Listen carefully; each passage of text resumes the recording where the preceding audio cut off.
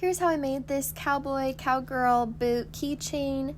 So first I printed out the template pieces. These are on my Etsy shop, which I'll have linked below if you're interested. And I cut these out. Now that they're cut out, I go ahead and put them on my fabric pieces, and I cut out my fabric using the template pieces.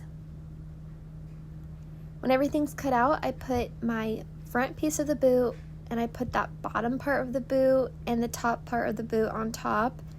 Right side should both be facing out, and I just pin this in place, and I'm going to sew a stitch where I put these black marks.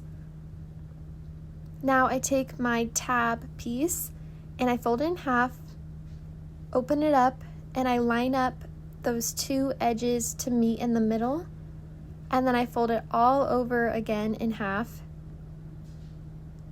I pin it, and then I'm going to sew a stitch straight across right there.